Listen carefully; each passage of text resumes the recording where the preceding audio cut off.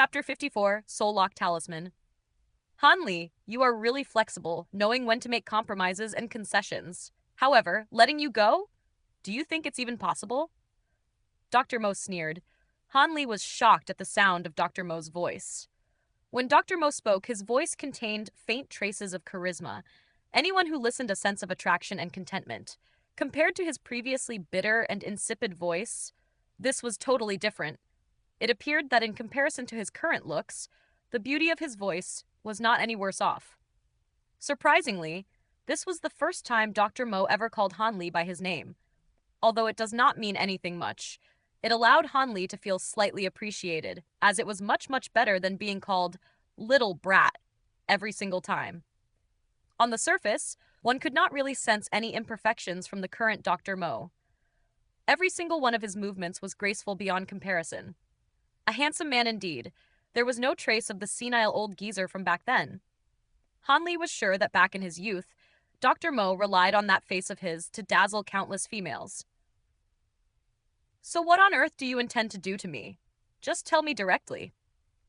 Han Li was not a female, and thus he was not affected by Dr. Mo's handsome face.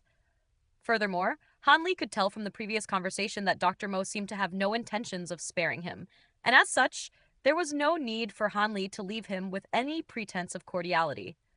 What do I intend to do? Ha!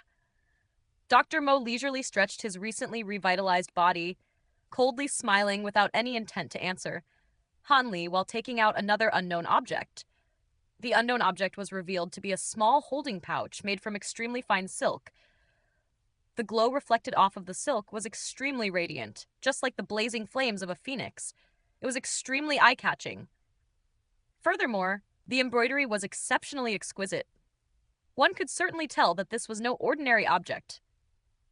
What could this small holding pouch contain? Could it be another bizarre artifact, just like the sinister blades from before? Asking himself these questions, Han Li felt curiosity grow within his heart. Dr. Mo cut Han Li's silent speculations short by quickly opening the pouch of holding. Following this, he cautiously drew out a rumpled piece of yellow paper. Han Li was somewhat disappointed. However, he knew that the more ordinary-looking an item is, the more difficult would it be for him to anticipate its uses. Caution arose in his heart as he became extremely focused. Thinking back to the incomprehensible events that happened earlier and seeing this seemingly ordinary piece of yellow paper, Han Li was sure that there were bound to be countless enigmatic mysteries behind it. Dr. Mo gently held the piece of wrinkled paper between two of his fingers, carefully smoothing it with a serious demeanor.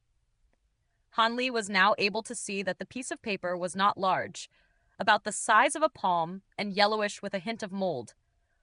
Giving the appearance that this talisman had been created many years ago, the most noticeable thing was that the piece of paper was shining with a silvery light, materializing silvery wisps of lines in the air.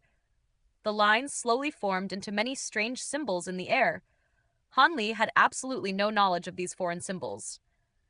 The moment he saw them, however, his heart started to feel as if there were an unfathomable and mysterious energy pulsing within the floating symbols. Even the chi he obtained from the eternal spring arts was moving in his body erratically, as if it sensed immense danger, leaving Han Li stupefied. Sensing that something was wrong, Han Li quickly focused all his attention on the strange symbols, hoping to understand the mysteries behind them. The symbols twisted here and curved there, zigzagging around the air, yet there seemed to be something miraculous hidden within the strangely shaped symbols that he was unable to grasp. It was a pity that there was insufficient time for him to figure them out. In this instance, Dr. Mo arrived in front of Han Li. When he saw Han Li concentrating exclusively on the yellow paper in his hand, almost to the point of being obsessed, a slight hint of mercy involuntarily flashed in his eyes. He gently lowered his head, moved his lips close to Han Li's ears, and slowly said in an extremely low-pitched voice, "Don't blame me, Han Li. I am also left with no choice, so you best willingly submit to your fate and await reincarnation. I am going to take over your shell of a body now." What did you just say? What is the meaning of this? Han Li was shocked awake by Dr. Mo's words. He was so terrified by them to the point where his soul almost scattered and flew out of his body. He could sense that a fate worse than death will happen to him momentarily.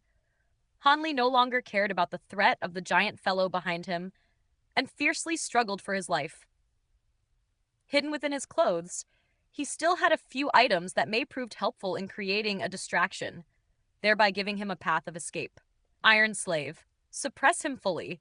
Don't even give him the chance to flail about. Dr. Mo's orders destroyed his last chance for freedom. Two gigantic palms, akin to small mountains, were securely pressing him down, not giving him a chance to move. Rivulets of sweat flowed down Hanli's face all the way down to the ground. He opened his eyes wide, gritted his teeth, and listened to Dr. Mo's incomprehensible muttering. Once Dr. Mo began chanting, the piece of yellow paper, wedged between Dr. Mo's finger, started to flutter intensively at the sound of the spell incantation despite the lack of wind. Meanwhile, the silver symbols in the air started to shine with a mysterious silvery glow. Even though Hanli's movements were sealed, he was still clear-headed. He understood that the mysterious silvery glow signified that Dr. Mo was about to make his move. Dr. Mo looked solemnly at the talisman, and when the last of the symbols glowed with that mysterious silvery light, he roared in delight. Using various special methods, he waved the yellow paper wildly in the air, writing the word for seal. After the word seal was completed, a thunderclap noise rumbled out. At the same time, the talisman was pressed firmly onto Hanli's forehead, staunchly sticking there. As the talisman came into contact with his forehead, Hanli lost control of his bodily functions. He couldn't even blink. Despite this, he was still able to see with his eyes and hear with his ears. He was currently the same as a normal human, unable to circulate his internal energy, akin to a walking zombie. TL, walking zombie, refers to a person who is unable to cultivate internal energy. In other words, a regular mortal. This type of feeling was totally different from that of his acupoints being sealed. After one's acupoints are sealed, although one could not move, they are still able to feel numbness and itchiness. The current Hanli, however, was not able to feel anything. Waves of terror assaulted Hanli. He did not know how Dr. Mo was going to control his body and steal his identity. Was this considered a successful attempt? Don't rush. Your body should still be able to sustain this state for a little while longer. Dr. Mo muttered, although Hanli was unsure about whether he was talking to Hanli or to himself.